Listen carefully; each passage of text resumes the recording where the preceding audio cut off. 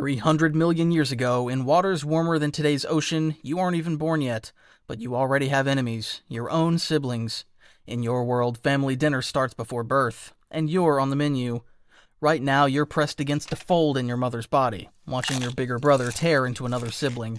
He's already eaten 2 others, and from the look in his eyes, he's still hungry. Your heart stops as he turns toward your hiding spot. He charges at you, and you know you're about to become his next snack. But just as his jaws are about to close around you, whoosh, your mother pushes you out into the open ocean. For a split second, you feel relief, until you hear another whoosh behind you. Oh no, your murderous brother just got birthed too. You spin around, expecting him to charge at you, but something's different. He looks just as scared as you are. Both of you stare in awe at your mother, her entire body covered in thick armor plates like a swimming tank. Meanwhile, you're about as threatening as a blob of jelly, your soft body completely defenseless. Before either of you can process your vulnerability, your mother disappears into the dark water. No goodbye, no defense tips, not even a try not to get eaten. Great. You're alone in the open ocean with your cannibalistic brother. A shadow passes overhead, and both of you dart for the same hiding spot. Turns out nothing brings siblings together quite like the threat of being eaten by something bigger. The dark shadow passes, but neither of you move. After what feels like forever, you peek out from your hiding spot. Your brother does the same, and for a moment you just stare at each other. Funny how quickly someone goes from "I'm going to eat you" to "please don't leave me alone" when they're scared. But there's no time for a family reunion. Your stomach is already reminding you that you haven't eaten since, well, ever. You drift away from your brother, both of you too hungry to care about each other anymore. That's when you spot it, a small turtle floating lazily near the surface. Perfect first target.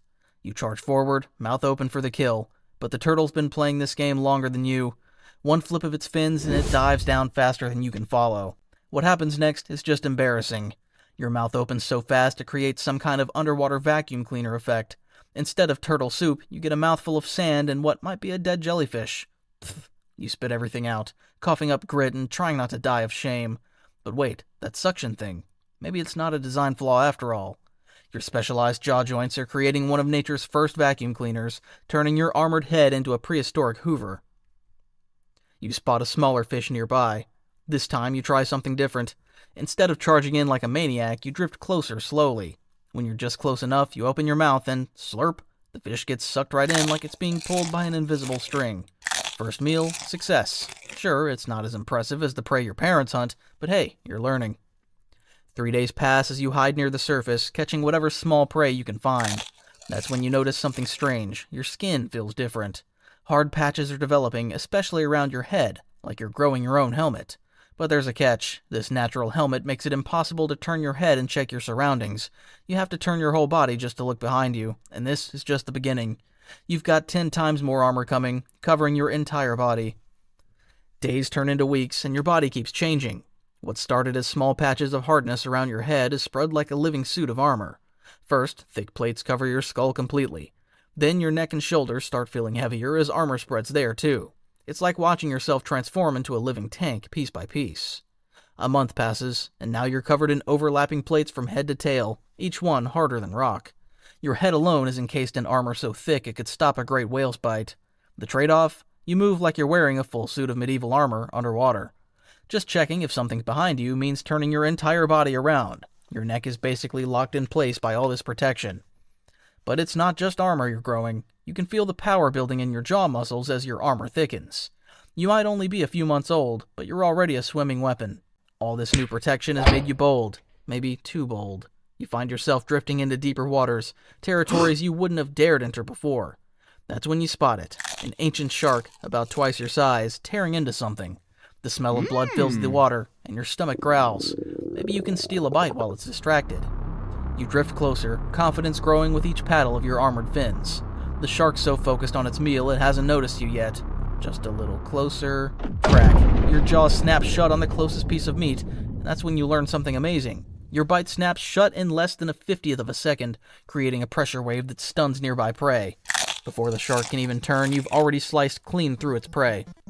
But now you've got its attention. It spins towards you, clearly not happy about sharing. It charges, teeth aiming for your neck, but instead of flesh, it gets a mouthful of armor. You feel the impact, but your plates hold. The shark pulls back, probably wondering what kind of freak of nature it just tried to eat. Now it's your turn. You might be slow to turn, but your jaws are anything but. You open your mouth and snap. The water actually shockwaves around your bite like a tiny underwater explosion. The shark barely dodges, losing a chunk of its fin in the process. It takes one look at its missing fin, then at your scissor-like jaws, and decides this meal isn't worth the trouble. As you watch it swim away, you realize something. You're not just protected by this armor, you're powered by it. The same plates that make it hard to move give your bite enough force to slice through pretty much everything. After sending that shark packing, you learn something important. Your armor might be great for fighting off big predators, but eating is a whole different game. Your massive armored body isn't exactly built for chasing down lunch. Every time you spot some tasty-looking fish, they've disappeared before you can even turn your tank-like body around. But then you remember that weird suction thing you can do. The next time you spot a school of fish, instead of attempting a clumsy chase, you just open your mouth. Whoosh! The water rushes in like a vacuum, pulling in not just one fish, but half the school, along with a nice helping of sand and seaweed.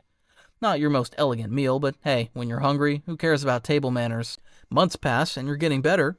Now, at nearly full size, you're bigger than a great white shark, stretching over 20 feet long. Your armored head alone is the size of a car, and your bite force? If ships existed back then, you could have chomped through their metal hull like it was made of cardboard. In these ancient seas, there aren't many creatures that can match your size. Those long-necked plesiosaurs, they see you coming and swim the other way. Most other armored fish are half your size. They're more like snacks than competition. The only things that make you slightly nervous are the massive eurypterids, sea scorpions the size of crocodiles. But even they think twice before messing with your scissor jaws. Swimming through your territory one day, you notice something different. The water feels warmer, and there are more of your kind around than usual. That's when you spot her. Nearly twice your size and covered in armor so thick it makes yours look like a cheap costume. Turns out female Dunkleosteus are bigger than males, because of course they are. You're not the only one who's noticed her. Other males are showing up, all of us probably thinking the same thing. What follows is possibly the least graceful courtship in ocean history. Imagine several living tanks trying to impress a bigger tank. You try showing off your jaw strength, snapping at the water to create those signature shockwaves. She seems about as impressed as you'd expect. The mating itself is quick and awkward. Try getting romantic when you're both covered in armor plates and can barely turn your heads. But hey, at least you don't eat your mate like some other fish do. Once it's done, she swims off without so much as a goodbye. Turns out even prehistoric fish weren't big on commitment. Your life of chomping through anything that moves starts catching up with you. The hunting grounds that used to be full of prey are getting emptier by the day. Turns out being an unstoppable killing machine has a downside. Eventually, you run out of things to kill. You start seeing new types of fish in these waters. Smaller, faster, more adaptable. They don't have fancy armor or buzzsaw jaws, but they can survive on the tiny prey you can't even catch. Your specialized weapons, the armor, the bone-crushing bite, the suction feeding, they're all useless against schools of fish too small to bother with. Your massive size and armor that once made you invincible are now just dead weight. You find yourself swimming further and further for fewer and fewer meals. Other Dunkleosteus are disappearing too. Some starve to death, their armored bodies sinking to the ocean floor. Others try hunting in waters too shallow and get stranded like beached whales in metal suits. One day, exhausted from hunger, you spot something big enough to eat. But as you approach, you realize it's another Dunkleosteus, even more desperate than you.